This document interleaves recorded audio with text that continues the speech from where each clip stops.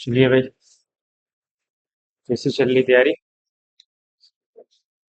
चलिए, आज का हमारा टॉपिक है एटॉमिक स्ट्रक्चर। ठीक है, हमने क्या लिया? आज हमारा टॉपिक है एटॉमिक स्ट्रक्चर। कुछ अच्छे क्वेश्चंस लिए गए हैं, फटाफट रिवाइज करते हैं हम। सब बढ़िया बढ़िया क्वेश्चन है, आपकी बहुत सारी चीजें क्या हो जाएंगी कि बहुत सारी चीजें कवर हो जाएंगी, कुछ डाउट्स होंगे, कुछ जो भी सब क्लियर हो जाए। ठीक है, शुरू किया जाए। हम्म चलिए, फटाफट शुरू करते हैं। पहला क्वेश्चन ये आसान सा क्वेश्चन बता सकते हो। क्या कह रहे हैं? Select an incorrect match. पहला है, कह रहे हैं ये आइसोटोप है। आइसोटोप किसको बोलते हैं भाई?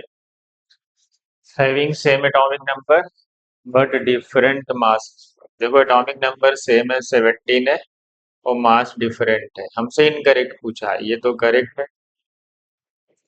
आइसोबार किसको बोलते हैं? Isobar having different atomic number but same mass number ना। एटॉमिक में ये 1 नहीं है, 7 होगा। ठीक है, यहाँ पे 17 नहीं, यहाँ पे 7। चलो, तो क्या आ गया भाई? क्या ये आइसोबार है? नहीं, कि उसका एटॉमिक नंबर तो डिफरेंट है लेकिन एटॉमिक मास भी डिफरेंट है। इसका मतलब इनकरेक्ट हमारा यही। ठीक, एटॉमिक मास सेम होना चाहिए, एटॉमिक नंबर डिफरेंट होता है। आइसोटोन्स किसको बोलते हैं? आइसोटोन्स किसको बोलते हैं? Having same number of neutron. Same number of neutron. Neutron कैसे निकलता है? Atomic mass minus atomic. 30 minus 14 16 आया। 31 माइनस 15 16 आया, ये तो करेक्ट। आइसो इलेक्ट्रॉनिक किसको बोलते हैं? Having same number of electron. Argon के पास कितने इलेक्ट्रॉन है? 18। 2 है, 9 2 जा 18। हाँ, इलेक्ट्रॉन भी सेम। हमारा इनकरेक्ट कौन सा हुआ? हमारा इनकरेक्ट सेकेंड ऑप्शन हो। ठीक है, चलो अगले पे आते हैं। चलो भाई, ये थ्योरी का क्वेश्चन है, बताओ क्या होगा। सेलेक्ट, क्वेश्चन दिख रहा है? हाँ ठीक। चलो, select correct statement from the following. कह रहा effect of Heisenberg uncertainty principle is significant only for the motion of microscope. सही बात है, ये माइक्रोस्कोपिक ऑब्जेक्ट के लिए वैलिड है। And is negligible for that of microscopic. सही बात, बहुत ही स्मॉल पार्टिकल्स के लिए वैलिड है ना, जो बहुत ही माइक्रोस्कोपिक। पहला स्टेटमेंट तो करेक्ट है, यही इसी के लिए अप्लीकेबल है। According to de Broglie, de Broglie ने क्या किया? एवरी ऑब्जेक्ट इन मोशन, ये मोशन लिखा हुआ है, हैज अ वेव कैरेक्टर। यही तो कहा था डी ब्रोगली वेवलेंथ। और उसने अपनी डी ब्रोगली वेवलेंथ भी दी थी। उसने कहा कि कोई भी पार्टिकल क्या होगी, अगर कोई मूव कर रही है तो उसके पास वेव कैरेक्टर होगा, और उसने अपनी डी ब्रोगली वेवलेंथ दी, और ये उसकी वेलोसिटी है जिससे वो मूव कर रहा है। इसका मतलब हमारा करेक्ट ऑप्शन है सेकंड भी हमारा करेक्ट। ठीक है, दोनों स्टेटमेंट करेक्ट। अब आते हैं तीसरे पे। According to Rutherford nuclear model of atoms radius of nucleus is about. क्या ये सही है? 10 की पावर -10 तो नहीं था, कितना था भाई? 10 की पावर-15 था। 10 की पावर-10 को हम बोलते हैं 1 एंगस्ट्रॉम। ठीक, 10 की पावर-15 को क्या बोलते हैं बताओ? क्या बोलते हैं भाई? फेम्टो बोलते हैं या जेप्टो बोलते हैं? जल्दी बताओ, इन दोनों में से क्या बोलते हैं? कमेंट में बताओ। ये रॉन्ग है, 10 की पावर-10 नहीं होगा। ठीक है, 10 की पावर-15 होता है। इसका मतलब ए और बी वाले, सी आपका इनकरेक्ट है। बताओ, फेम्टो बोलते हैं कि जेप्टो बोलते हैं? कमेंट में बताना मुझे। ठीक है, -15। चलो, in a sample of hydrogen atom electrons make transition from fifth excited state. क्या लिखा हुआ है? Up to ground state. मतलब कहाँ से कहाँ जा रहे हैं? फिफ्थ एक्साइटेड स्टेट किसको बोलते हैं भाई? फिफ्थ एक्साइटेड स्टेट किसको बोलते हैं? फिफ्थ एक्साइटेड का मतलब होता है एन की वैल्यू क्या होगी? एन की वैल्यू क्या होगी? एन की वैल्यू होगी 5+1, मतलब एन इज इक्वल टू 6। और कहाँ जा रहा है? Ground state. ग्राउंड स्टेट किसको बोलते हैं? ग्राउंड स्टेट क्या होता है? एन इज इक्वल टू 1, मतलब वो एन इज इक्वल टू 6 से एन इज इक्वल टू 1 पे जाए। क्वेश्चन क्या कह रहा है? Producing all possible type of photon in number of lines in infrared reason. चलो, हमें स्पेक्ट्रल लाइन पूछ रहा है इंफ्रारेड रीजन में। चलो, तुम कैसे निकालते हैं? शॉर्टकट क्या है हमारा? Summation of delta n. Delta n क्या होगा? समेशन ऑफ 6 - 1 कितना होगा? मतलब समेशन ऑफ 5 का मतलब क्या होता है? 5+4+3+2+1। कहाँ पे गया है ये? गया कहाँ पे फाइनली? फाइनली ये गया है ग्राउंड स्टेट पे। कहाँ गया? ग्राउंड स्टेट का मतलब कि वो लाइमन से चालू, n = 1 पे लाइमन। इसका मतलब है कि ये कौन सा है? ये लाइमन रीजन में लाई करेगा। लाइमन क्या होता है भाई? मतलब यूवी, मतलब ultra violet region. Ultra violet में कितनी है? 5। उसके बाद दूसरी आती है बाल्मर। बाल्मर कहाँ होता है भाई? विजिबल होता है। तो 4 जो है वो विजिबल रीजन में। इसके बाद जितनी भी होती है आपको पता है, चाहे पास्चन हो, चाहे ब्रैकेट हो, चाहे फंड हो, चाहे फ्री हो, सब क्या होते हैं? सब के सब होते हैं इंफ्रारेड रीजन। उसके बाद जो भी आता है वो कहाँ आता है भाई? वो आता है इंफ्रारेड रीजन में। कितने हुए टोटल इंफ्रारेड रीजन में? 3, 2, 5 और 1, 6। हमारा करेक्ट आंसर है 6। समझ गए? समझ गए ना कैसे निकालना? आगे बढ़े। आगे बढ़ जाते हैं। आगे बढ़ जाते हैं तीसरे क्वेश्चन की तरफ। Maximum probability of finding electron in d x y orbital बताओ। मेरा अगर वो डी एक्स वाई ऑर्बिटल है, प्रोबेबिलिटी पहले डी एक्स वाई ऑर्बिटल बना ले। डी एक्स वाई ऑर्बिटल कैसा होता है भाई? डी एक्स वाई ऑर्बिटल कहाँ होते हैं? डबल डम्बल होते हैं। और पाए कहाँ जाते हैं? In between the axis. ऐसे कहाँ पाए जाते हैं?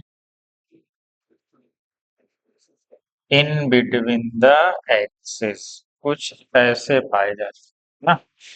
डबल डम्बल के डी एक्स वाई ऐसा होता है। डी वाई जेड, इसको वाई जेड कर दो। डी एक्स जेड, इसको एक्स जेड कर दो। और d x square y square, एक इस पे लो और एक इस पे लो। और डी जेड स्क्वायर, एक लो वैसे और एक से लो। Donut shape. कह रहा है बताओ इसके लोब कहाँ पाए जाए, मतलब इसके क्या पूछा है? मैक्सिमम प्रोबेबिलिटी इलेक्ट्रॉन कहाँ पाया जाएगा? इस एक्सिस को क्या बोलते हैं? इस यही एक्सिस हमारी क्या है? इस एक्सिस को हम क्या बोलते हैं? इंटर न्यूक्लियर एक्सिस ना। थोड़ा सही से नहीं बनी है लेकिन यही।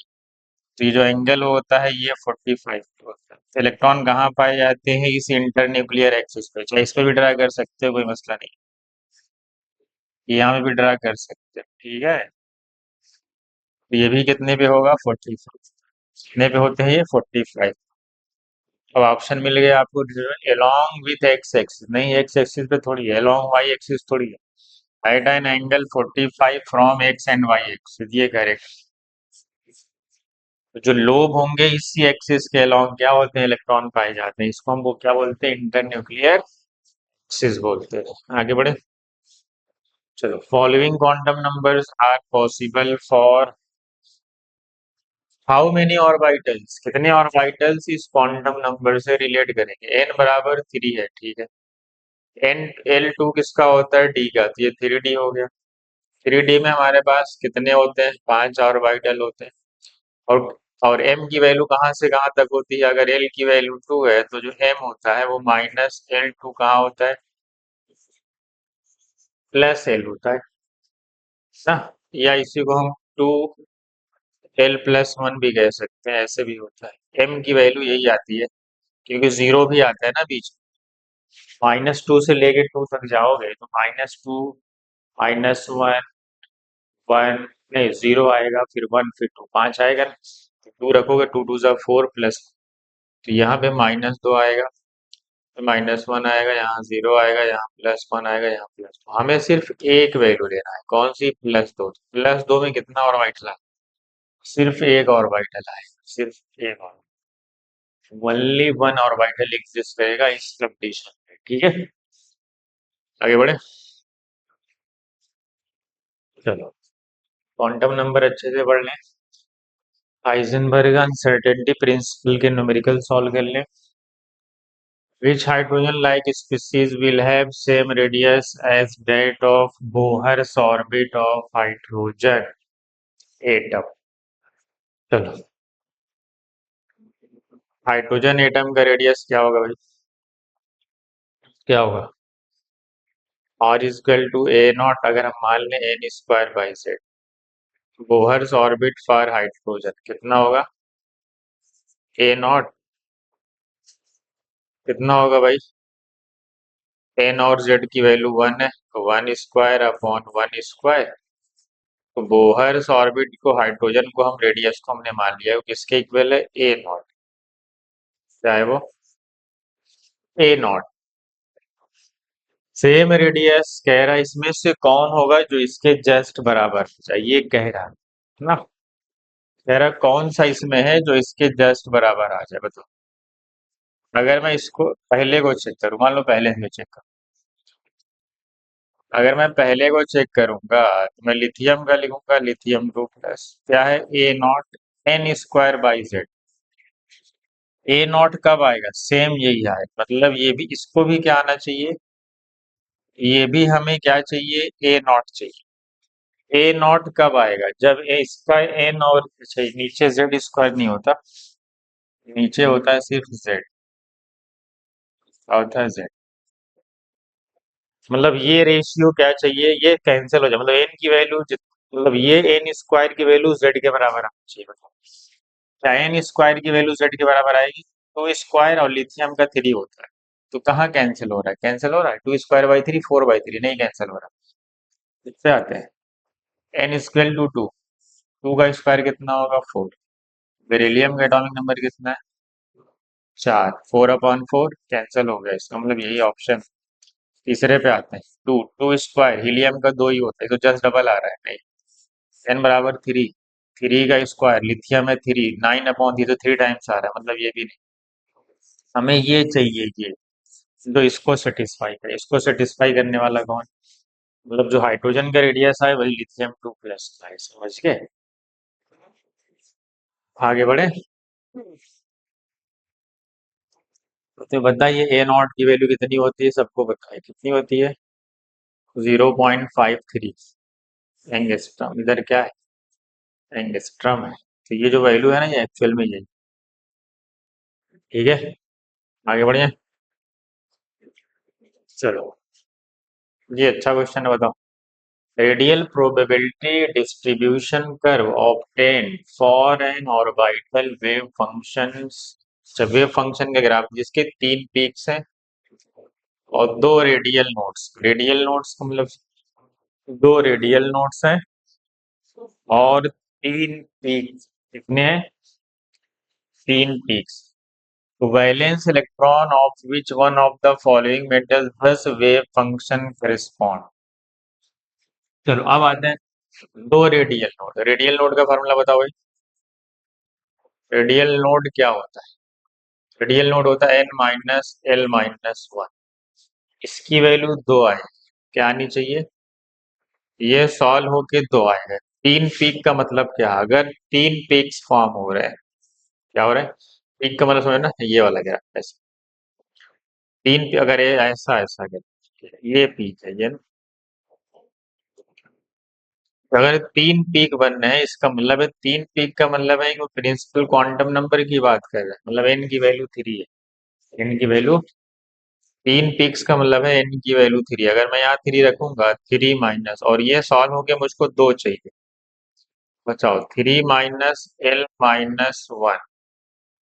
3 - l-1 इक्वल टू 2। एल उधर लाओ, 2 इधर ले आओ, तो यहाँ से दिख रहा है कि एल की वैल्यू मुझको 0 चाहिए। एल 0 होगा तभी 3 - 1 2 आएगा। एल 0 किसका होता है पहले ये बताओ?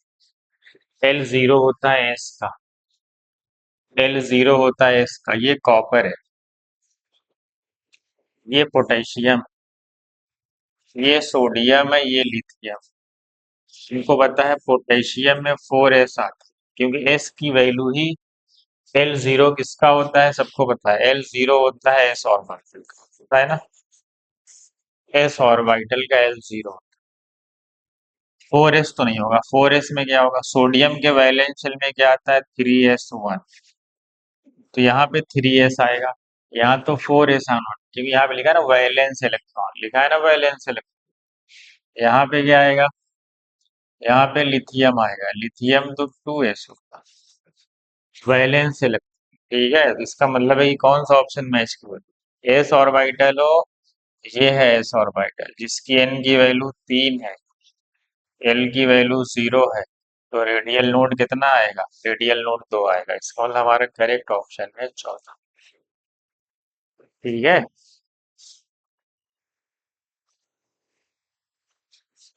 कॉपर का वैलेंस शेल क्या है, 4s है, वहां भी तो 4s है, कॉपर का भी वैलेंस शेल 4s है ना, इसका भी वैलेंस शेल 4s है, तो कहाँ से आएगा, हमें तो एन की वैल्यू क्या चाहिए थी, 3, तो 3s तो इसी में आएगा, और एस पता चल गया तो एल की वैल्यू 0 चाहिए थी, इसका मतलब एस ऑर्बिटल होगा, इसका मतलब इसका वैलेंस शेल में 3s होता है, तो यही तो होगा हमारा।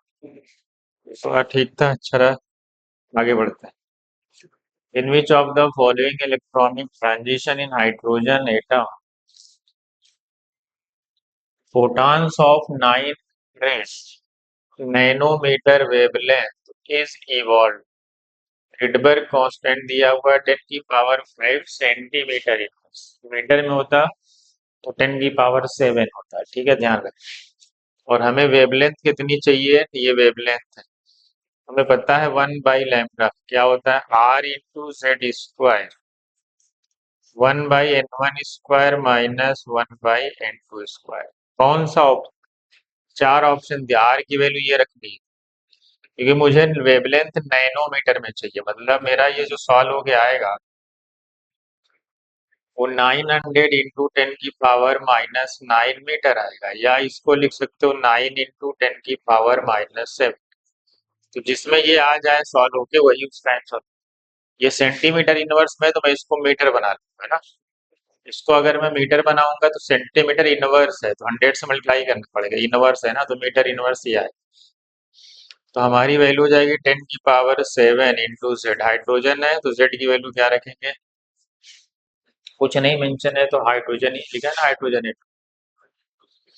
चलो 1 बाई बताओ हमें चाहिए क्या, ये 1/लैम्डा है, ध्यान देना, हमें चाहिए 9 × 10⁻⁻⁷, बताओ किससे आएगा, कौन से ऑप्शन से,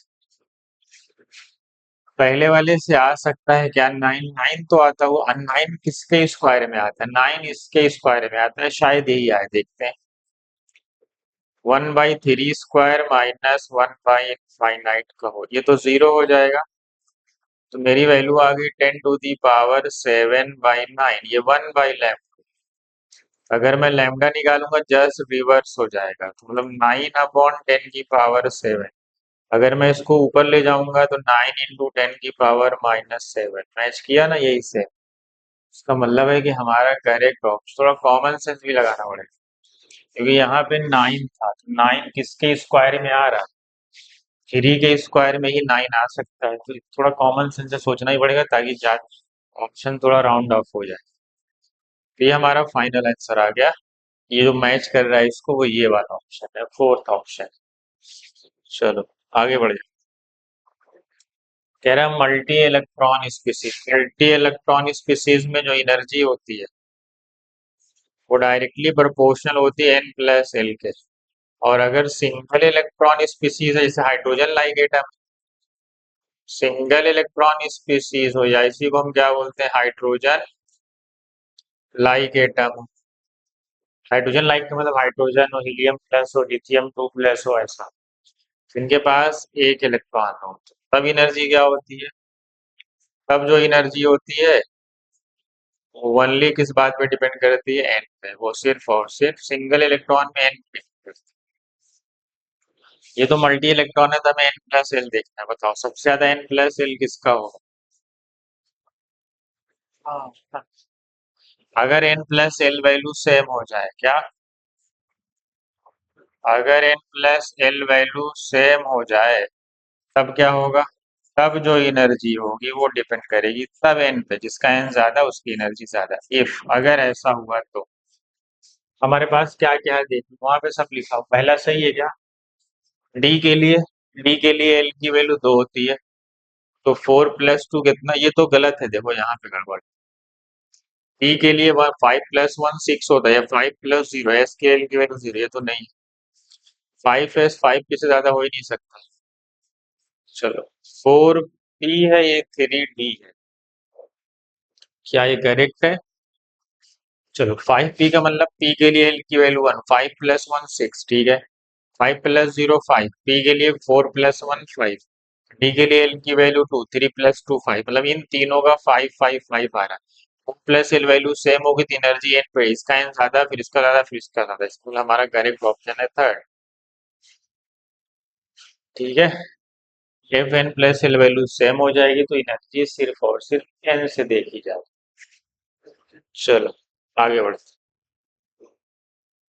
एनर्जी ऑफ एटॉमिक ऑर्बिटल्स, देखो यहाँ पे क्या लिखा है, हाइड्रोजन एटम। हाइड्रोजन एटम का मतलब होगा कि जो एनर्जी होगी वो सिर्फ और सिर्फ किस पे डिपेंड करेगी, एन।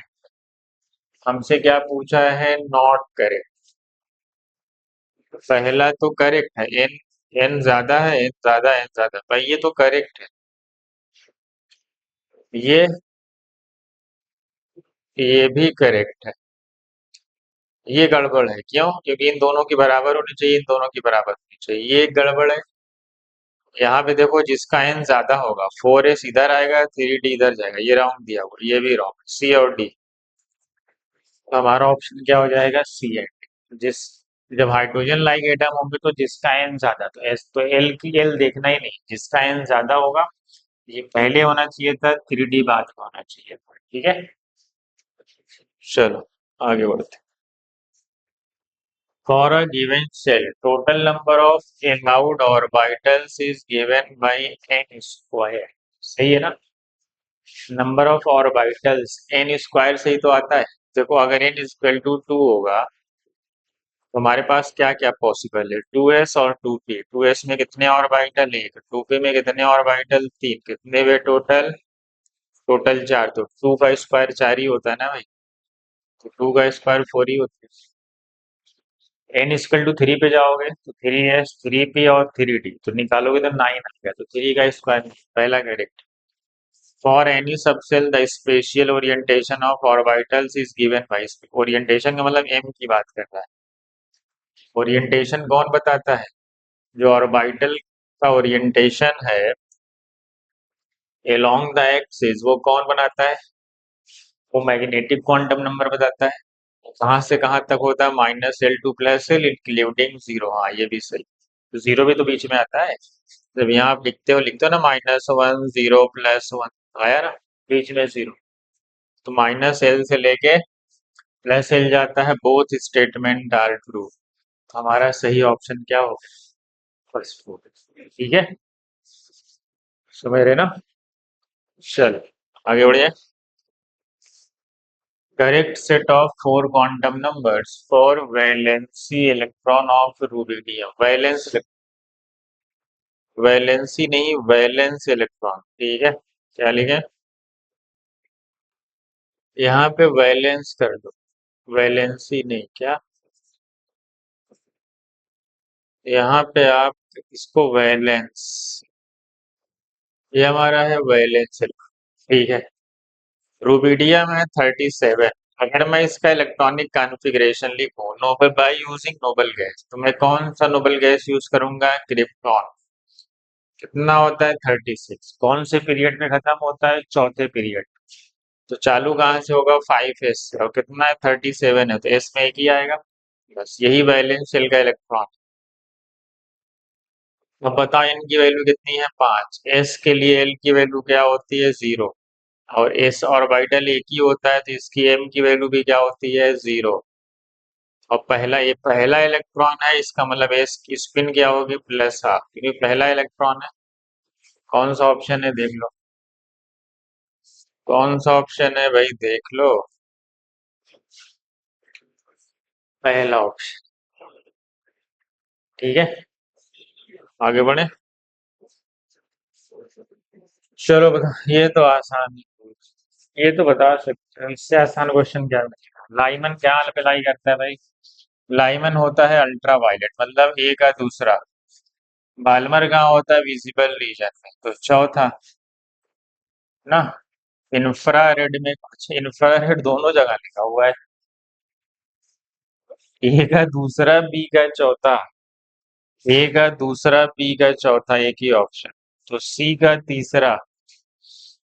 इंफ्रारेड में तो दोनों आएगा भाई, सी का तीसरा भी है, सी का पहला भी है, ये भी तीसरा है, ये भी पहला है। तो कोई भी आगे पीछे कर सकते हो, कोई मसला नहीं है। तो हमें किससे चेक करना था? बस इससे। तो लाइमन और बाल्मर सही ऑप्शन हमारा मैच कर जाएगा। ठीक है, आगे बढ़े। ये तो इजी था, इजी था, इजी था। चलो इसका बता। क्या कह रहा है? Wavelength of third line of the Balmer series. Third line का क्या मतलब होता है? बाल्मर है, बाल्मर। बाल्मर का एन वन फिक्स होता है, कितना होता है भाई मिनिमम? बाल्मर का एन वन फिक्स है, टू होता है। और कौन सी लाइन कर रहा है? Third line. फर्स्ट लाइन क्या होती है? फर्स्ट लाइन जस्ट इसके एडजेसेंट, मतलब N2 3 होगा। और अगर यही सेकेंड लाइन बोलता, N2 4 लिया जाता। और अगर यही थर्ड लाइन बोलता, तो N2 5 लिया जाता। तो बोला क्या हमसे? Third line. तो हमें इस दोनों को लेना है बस। अब सॉल्व कर लो, वेवलेंथ के फार्मूले में रख दो, 1/λ रिडबर्ग इंटू Z1। छोटी वैल्यू पहले, बड़ी वैल्यू बाद में। सॉल्व करो, कितना आ रहा है यार? 25 - 4, 21 अपॉन 25 × 4, 100 इनवर्स कर दो। इनवर्स करोगे तो 100/21 आ रहा है। देख लो ऑप्शन का। ऑप्शन कौन सा है भाई? Second option. ठीक है, सही ना? आगे बढ़े।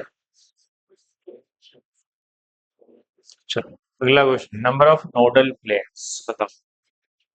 Number of nodal planes in each p और नोडल प्लेन्स क्या होगा?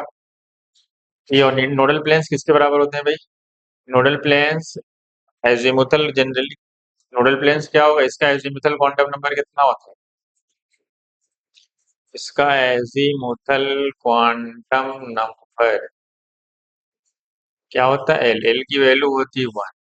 मतलब पी और बाइटल में जो नोडल प्लेन्स होंगे वो एल के बराबर हो।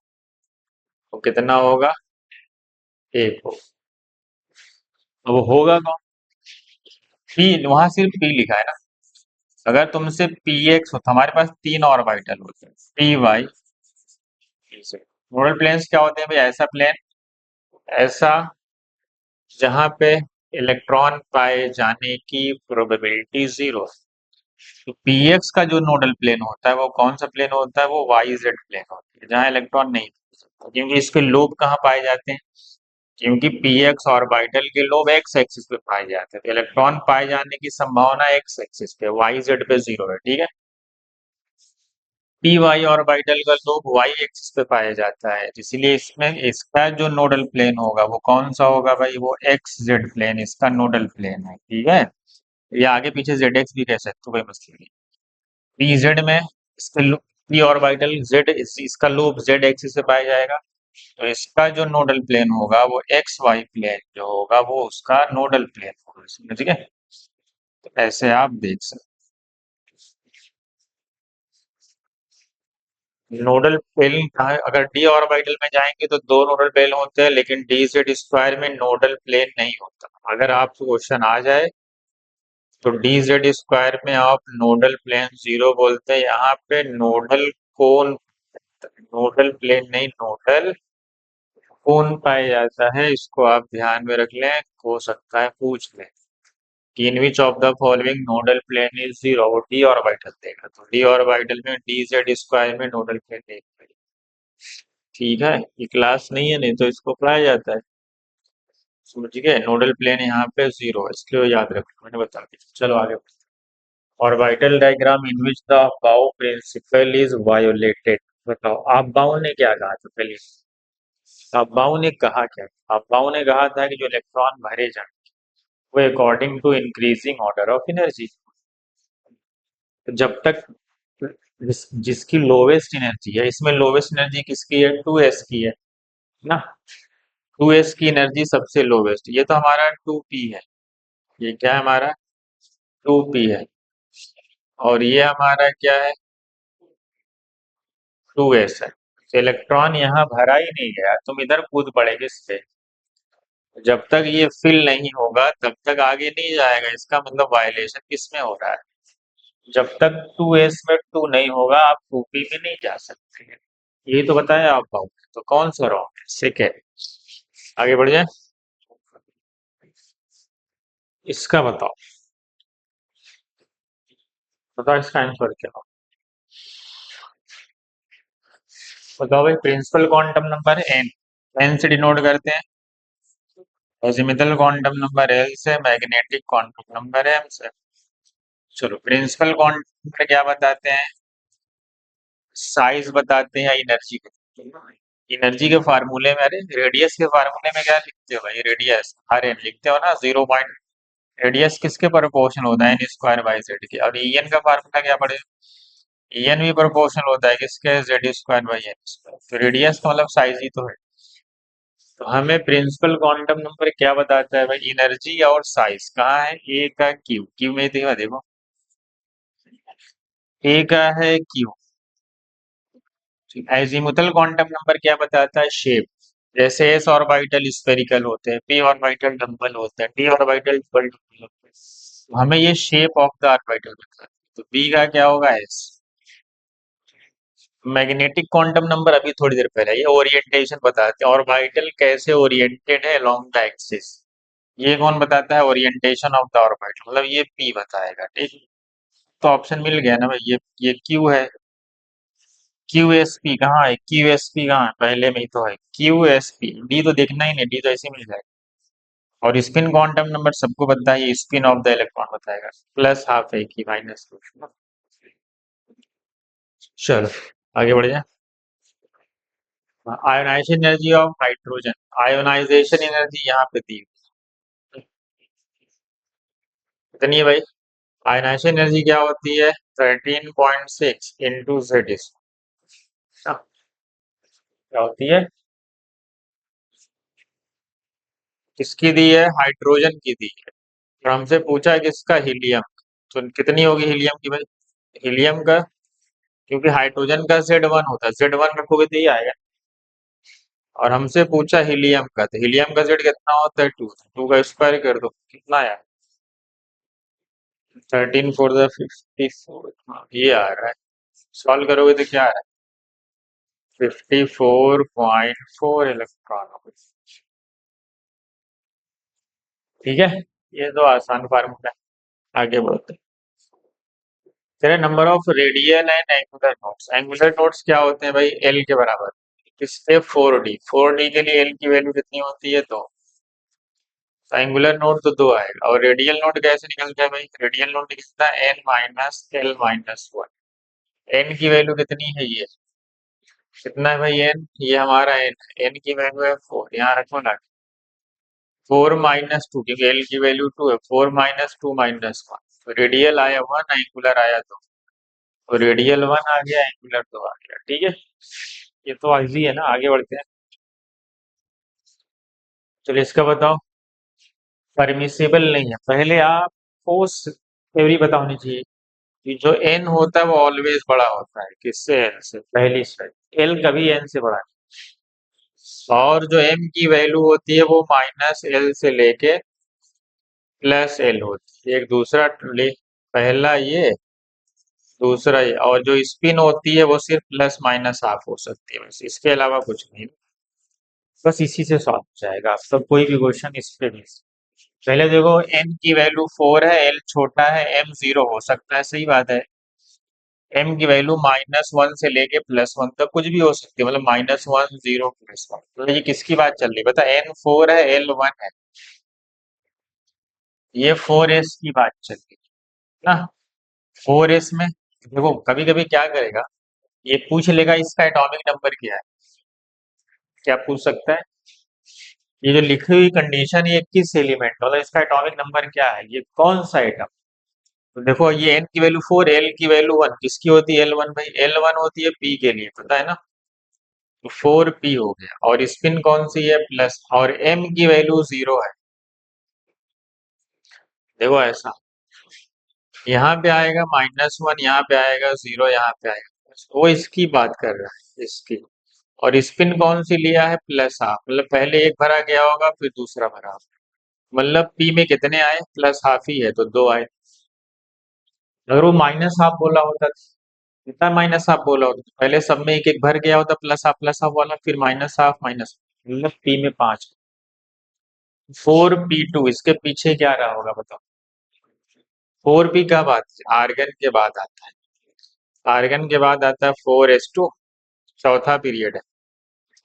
4s2 आता है, फिर 3d10 आता है, 4, फिर 4p2 आता है। अब एटॉमिक नंबर काउंट कर दो, 18, तो 20, तो 22, और 10, 32।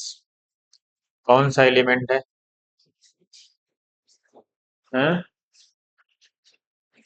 जर्मेनियम? बताओ भाई। समझ गए, ऐसे वो एटॉमिक नंबर बहुत सारे क्वेश्चन बन सकते हैं, तो मैंने एक बता दिया आपको कैसे एटॉमिक नंबर निकाल। क्वेश्चन वो नहीं था, क्वेश्चन जो है उस पे आते हैं। N5 है, L2 है, L और M बराबर हो सकते हैं, हाँ, हो सकते हैं। L और M बराबर हो सकते हैं क्योंकि M की वैल्यू -L से लेके +L तक, स्पिन माइनस हाफ, हाँ ये भी पॉसिबल है। ये करेक्ट, हमसे पूछा है नॉट परमिसिबल, ये गड़बड़ है। N और L कभी बराबर नहीं होंगे, ठीक है ना? N always greater than L, यही गड़बड़। N कभी भी L से बड़ा नहीं। एक, चलो, विच ऑफ द वन नोड बताओ, एक नोड कहाँ होता है? ग्राफ क्या करे, सिर्फ एक बार एक्सिस को कट, यहाँ पे 0 नोड, यहाँ पे नोड ही नहीं, ये ग्राफ टच नहीं कर रहा है, ऐसे हो कुछ इनफाइनाइट पे जा रहा हो। यहाँ पे कितने नोड है, एक, दो। एक्चुअल में ये ग्राफ शायद गलत बन गया, मुझे ऐसा लगता है। ये शायद ग्राफ ये ऐसा रहा होगा ऐसा। चलो वैसे भी इसमें 2 नोड से ज्यादा है, 2 ही है। इसमें आते हैं कितने नोड है, ये टच नहीं कर रहा है ग्राफ, ये कुछ ऐसा ग्राफ होगा, ऐसा ऐसा, ये ऐसा, इसके पास सिर्फ एक नोड है, यही आंसर। ये ग्राफ ऐसा नहीं, ग्राफ कुछ ऐसा हो, ग्राफ कट टच नहीं कर, ऐसा होगा कुछ, मतलब यहाँ पे 0 नोड, यहाँ पे 0 है, यहाँ पे एक है, और यहाँ पे 2। तो पूछ लो क्या पूछा है, देख लो अब नोड कितने हैं। हमसे एक नोड पूछा है, तो एक नोड वाला कौन सा ऑप्शन है, सेकेंड ऑप्शन। आगे बढ़ते, 4 क्वांटम नंबर वैलेंस शेल के इलेक्ट्रॉन इसके, ये तो आसान। क्या लिखोगे, कौन सा नोबल गैस लिखोगे? नियॉन, नियॉन 10 होता है, सेकंड पीरियड पे खत्म होता है, लास्ट में 3s1। जैसे यार ये तो आसान, n की वैल्यू कितनी है भाई, n की वैल्यू 3, s के लिए l की वैल्यू 0 होती है, और s के लिए m की वैल्यू भी 0 होती है, और s में पहला ही इलेक्ट्रॉन है तो s की स्पिन क्या होगी, प्लस। अरे भाई सेम अभी जो आया है, अभी आया था ना 37, वही। आसान, आगे बढ़ते, तो ऑर्बिटल डायग्राम बोथ पॉली का भी वायलेशन, पॉली एंड हुंस रूल, ना दोनों का वायलेशन हो रहा है। पहले बताओ पॉली और हुंस ने क्या बताया? आप बाउ ने कहा कि इलेक्ट्रॉन सब कैसे भरे जाएंगे, पहले लोवेस्ट सब एनर्जी सब शेल में, फिर हायर, जब तक वो फिल नहीं होगा तब तक हायर में नहीं जाओ। हुंस ने क्या कहा, हुंस ने कहा कि जो इलेक्ट्रॉन फिल किए जाएंगे, जैसे हुंस ने कहा अगर ये मान लो ये डीजेनरेट ऑर्बिटल्स, हुंस ने बताया कि इलेक्ट्रॉन डीजेनरेट ऑर्बिटल्स में कैसे फिल होते हैं।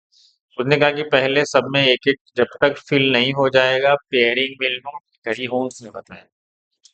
पॉली ने क्या कहा, पॉली ने कहा कि जो एक ऑर्बिटल में इलेक्ट्रॉन भरे गए हैं उनकी स्पिन क्या होनी चाहिए, अपोजिट होनी चाहिए, सेम स्पिन के नहीं भरे जाएंगे। ये किसने कहा, ये पॉली ने कहा, ठीक। अब ऑप्शन पे आते हैं जहां पे हुंस का भी वायलेशन हो और पॉली का हो।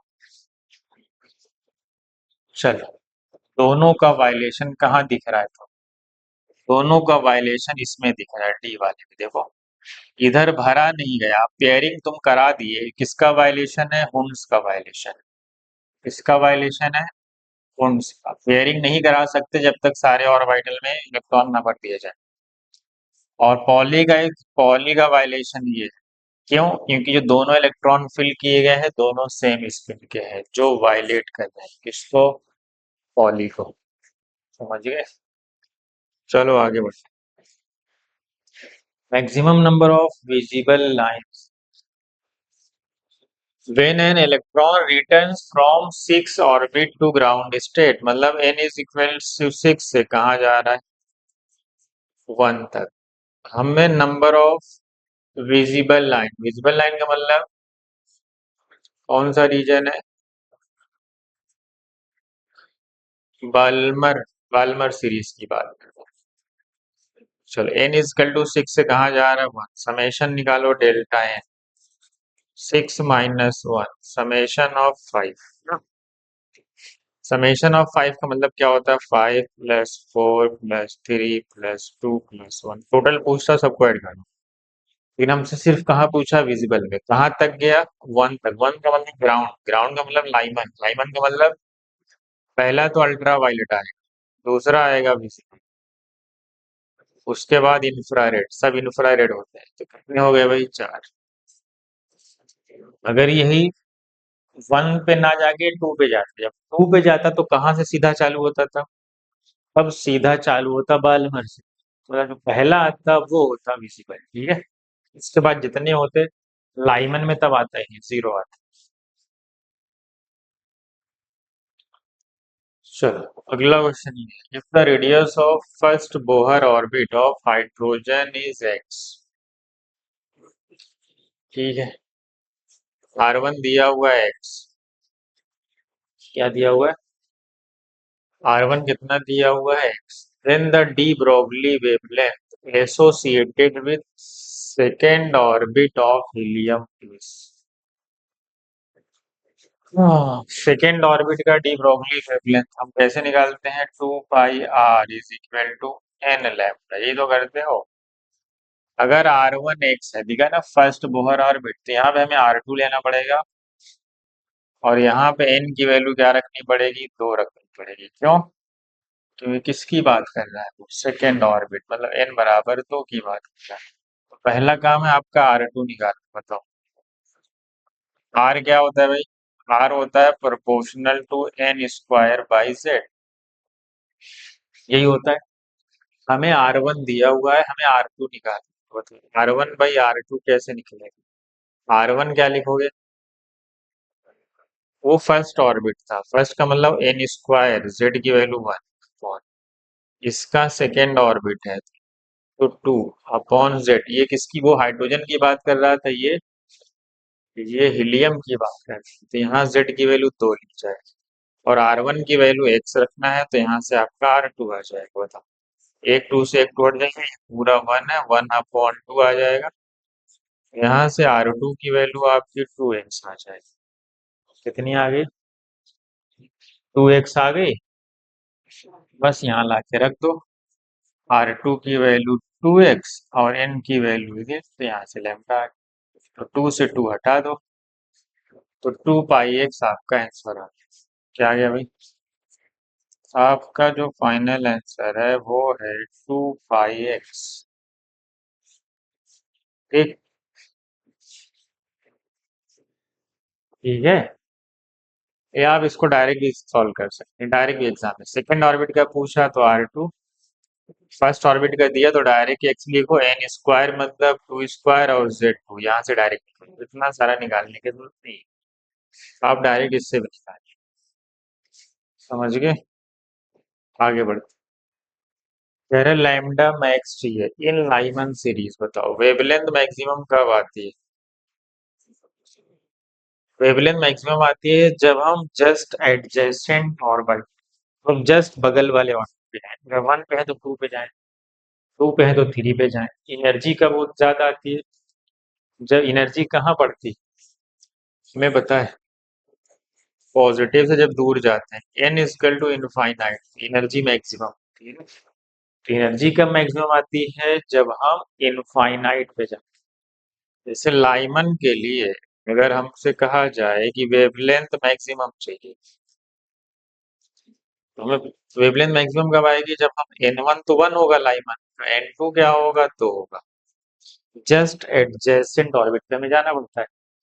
लेकिन अगर हमें एनर्जी मैक्सिमम चाहिए, एनर्जी मैक्सिमम इनफाइनाइट पे होती है, तो लाइमन का n1 तो फिक्स है, n2 कहाँ जाना पड़ेगा इनफाइनाइट। अगर एनर्जी बोले या फ्रीक्वेंसी बोले, क्योंकि एनर्जी का फार्मूला आपने पढ़ा, एनर्जी डायरेक्टली प्रोपोर्शनल होती है फ्रीक्वेंसी, क्योंकि एनर्जी होती है एच न्यू, पढ़े हो ना। तो एनर्जी और फ्रीक्वेंसी एक दूसरे से रिलेट करेंगे, ठीक। अब ऑप्शन पे आ जाते हैं, बस क्या समझ में आया। अगर हमें वेवलेंथ मैक्सिमम चाहिए तो जस्ट एडजेसेंट पे जाना पड़ता है, वही निकालते हैं रिडबर्ग इक्वेशन। तो एनर्जी निकालने के लिए हमें कहाँ जाना पड़ता है, जस्ट इनफाइनाइट पे जाना पड़ता है। चलो, पहले पे आते हैं, हमें चाहिए लैम्डा मैक्स, किसके लिए, लाइमन सीरीज के लिए। लाइमन का n1 फिक्स है, हमें 2 से कहाँ जाना पड़ेगा, 1 से। इसका मतलब 1 से 2, यही ना, 2 से 1 वही है। हमारा ऑप्शन आया सेकंड, पी का दूसरा है। पी का दूसरा है मतलब ये तो गए। कह रहा फ्रीक्वेंसी मिनिमम चाहिए, किसमें, बाल्मर में।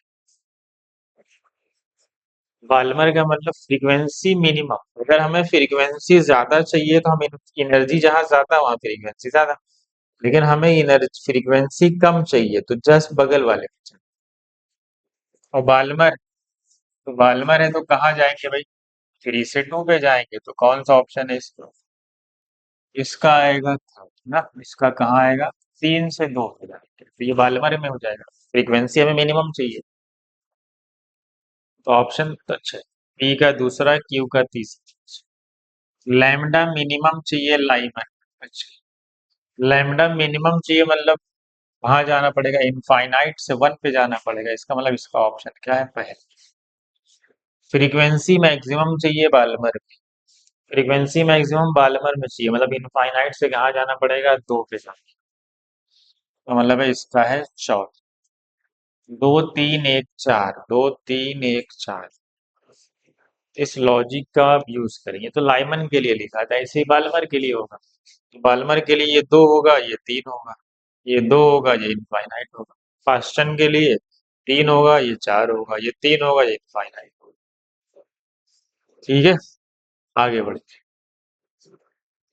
काइनेटिक एनर्जी का ग्राफ, काइनेटिक एनर्जी का फार्मूला बताओ क्या होता है। काइनेटिक एनर्जी होती है z square by n square के प्रोपोर्शनल, कुछ ऐसा होता है। काइनेटिक एनर्जी हमारी प्रोपोर्शन होती है z square by n square. अब ऑप्शन देख लो, जेड स्क्वायर, काइनेटिक एनर्जी और जेड स्क्वायर का ग्राफ तो लीनियर होगा। अगर हमें ग्राफ पूछा जाए काइनेटिक एनर्जी वर्सेस जेड, तो पैराबोला, क्योंकि इसकी पावर 2 है। अगर जेड स्क्वायर का पूछा जाए, अगर यहाँ पे काइनेटिक एनर्जी हो तो जेड स्क्वायर का पूछा जाए तो लीनियर होगा ना, ऐसा।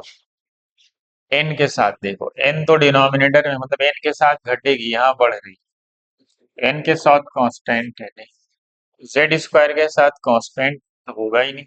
तो काइनेटिक एनर्जी जेड, एन बढ़ते बढ़ते क्या होगी, घटती जाएगी घटती जाएगी घटती जाएगी, इनफाइनाइट पे जाके जीरो हो जाएगी, इनफाइनाइट पे जाके जीरो हो जाएगी। जो टोटल एनर्जी का फार्मूला है वही काइनेटिक एनर्जी है, बस साइन पॉजिटिव है। चलो, अगला क्वेश्चन है, for hydrogen atom energy of hydrogen atom, मतलब सिंगल इलेक्ट्रॉन स्पीसीज, मतलब सिर्फ एनर्जी एन पे डिपेंड करेगी। यहाँ एन की वैल्यू 2 है, यहाँ भी एन की वैल्यू 2 है, एनर्जी इज इक्वल, पहला स्टेटमेंट करेक्ट, क्योंकि दोनों का एन बराबर है। कह रहा है एनर्जी ऑफ 4s ऑर्बिटल, ये दूसरा स्टेटमेंट, वो स्टेटमेंट नहीं, is more than 3d orbital नहीं, 3d का जो n प्लस एल वैल्यू होगी, 3d के लिए 2 होती, ये 5 होगी। 4s के लिए जो n प्लस एल वैल्यू होगी 4 प्लस 0 4, कम है। तो 4s की एनर्जी तो कम है 3d से, यहाँ क्या लिख कि 4s orbital is more than the energy of 3d orbital, ये रॉन्ग हो गया। First correct but second incorrect, पहला ही ऑप्शन। ठीक है, आगे बढ़ते हैं। कह रहे according to Bohr's theory which of the following transition in nitrogen atom will give rise to the most energetic photon, बताओ डेल्टा ई का फार्मूला क्या था? 13.6। अगर हाइड्रोजन लिया है ना, दूसरे टी की वैल्यू 1 हटा दो उसको, तो क्या होता है 1/n1² माइनस 1/n2²। कौन सी वैल्यू बड़ी देगा बताओ, इसमें किसकी वैल्यू ज्यादा बड़ी आएगी बताओ? 5 से 2 पे जाए, मतलब यहाँ 2 यहाँ 5, तो क्या आएगा 1/4 माइनस 1/25। पहला ये 13.6 तो कांस्टेंट है सबके लिए ना, कितना आएगा 25 - 4 कितना 21/100, पहले से ही आंसर तो आपको पता है, तो सेकेंड ही आएगा 1/1 माइनस 1/25 कितना आ रहा है भाई? 24/5। ये सबसे बड़ी वैल्यू है, देख लो, इससे बड़ी कोई नहीं आएगी, तुम सॉल्व करके देख लो।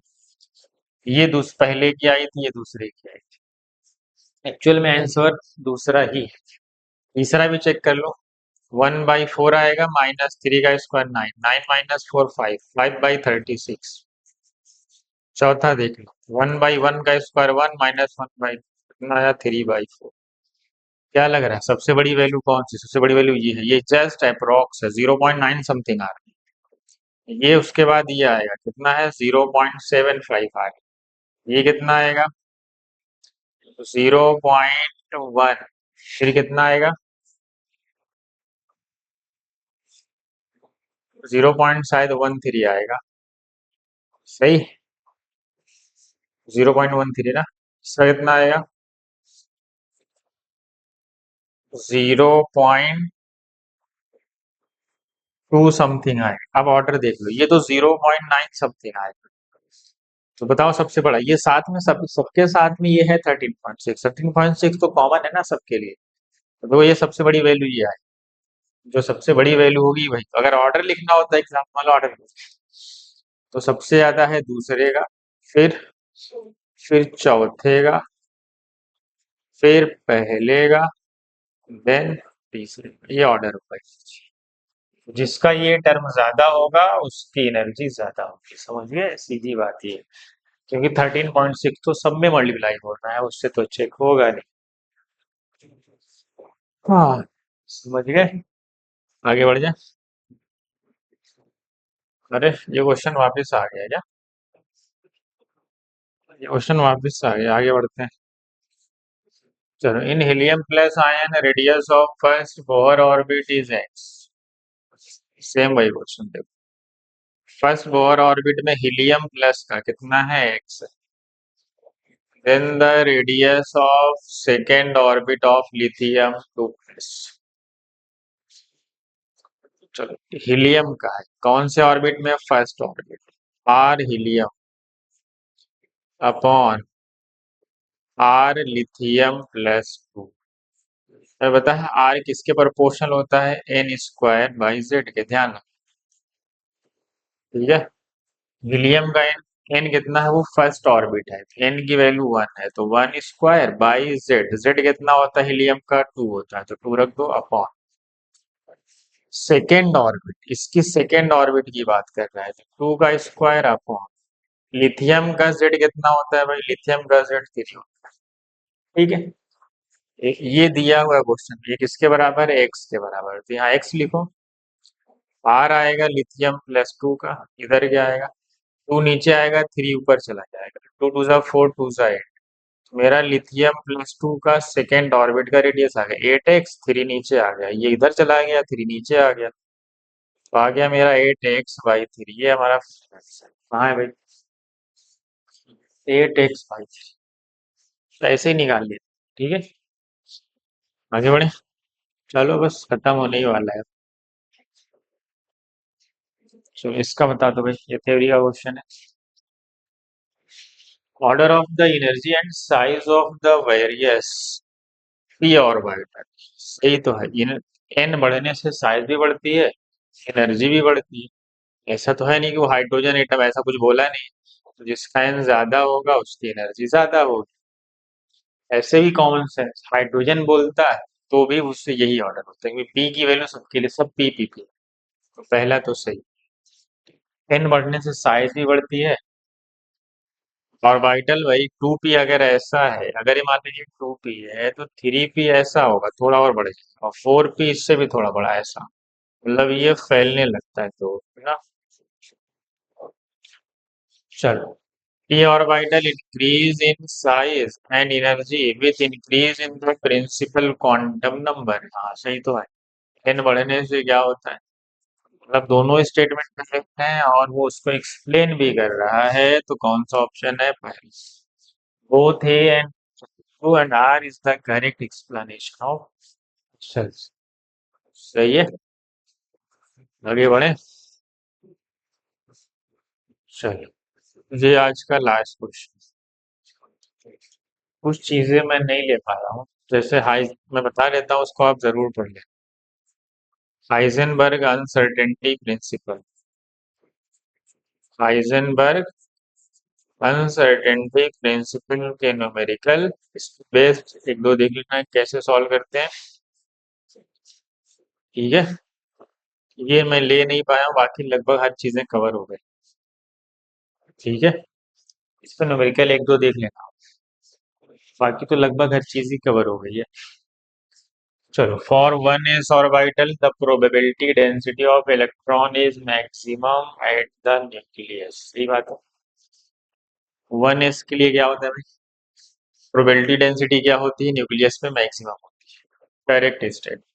Reason where the probability density function psi square reduces to zero is called the nodal surface या नोड। सही ना,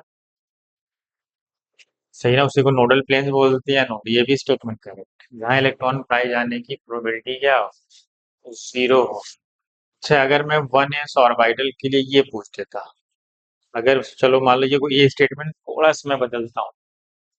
अगर मान लो मैं, अगर क्वेश्चन में ऐसा होता कि radial probability density for one S, यही सेम, बस रेडियल प्रोबेबिलिटी डेंसिटी तो दी है, प्रोबेबिलिटी डेंसिटी तो है, हाँ अरे, रेडियल प्रोबेबिलिटी डिस्ट्रीब्यूटिव फंक्शन, ये अगर होता तो बताओ क्या। मान लो ये probability density, probability distributive function पूछते तो क्या होता भाई।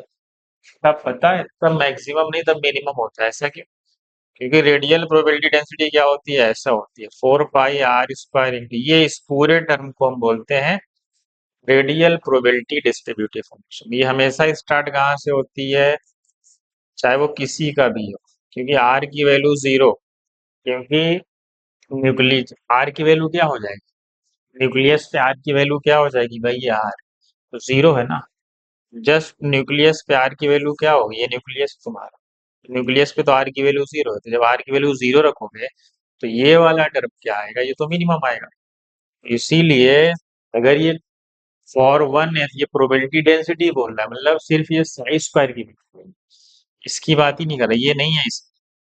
जैसे ही वो बोल देगा कि रेडियल प्रोबेबिलिटी डिस्ट्रीब्यूटिव फंक्शन है, तो उसमें 4 पाई r स्क्वायर आ जाएगा, और r जीरो पे ये क्या हो जाएगा, मिनिमम हो जाएगा, मतलब वो जीरो मिनिमम हो जाएगा, तब ये मैक्सिमम की जगह आपको मिनिमम होना पड़ेगा इसके लिए। और ये ग्राफ अगर आपका रेडियल प्रोबेबिलिटी डिस्ट्री, हाँ ये भी ध्यान रखना, अगर रेडियल प्रोबेबिलिटी डिस्ट्रीब्यूटिव फंक्शन का ग्राफ पूछता है तो ऑलवेज कहाँ से स्टार्ट होता है, ऑलवेज स्टार्ट फ्रॉम ओरिजिन। ये भी एक छोटा सा वर्ड आपको बता दिया मैं। ठीक है, ये था हमारा लास्ट क्वेश्चन, अब हम यहीं पे खत्म करेंगे। ठीक है, कितने क्वेश्चन सॉल्व किए हमने, 30 के ऊपर ही थे, 33-4 के आसपास। ठीक है, बस मैं सिलेक्टेड ही क्वेश्चन लिया था। चलो, ये होता हमारा एटॉमिक स्ट्रक्चर। हमने फिजिकल के इलेक्ट्रोकेमिस्ट्री पढ़ा, सोल्यूशन पढ़ा हमने, और क्या पढ़ा, इलेक्ट्रोकेमिस्ट्री पढ़े, सोल्यूशन पढ़े, आज ये एटॉमिक स्ट्रक्चर हो गया, अगला मोल कॉन्सेप्ट। ठीक है, चलो मिलते रहो, अब तो टाइम है नहीं, जो भी रिवाइज कर लो फटाफट।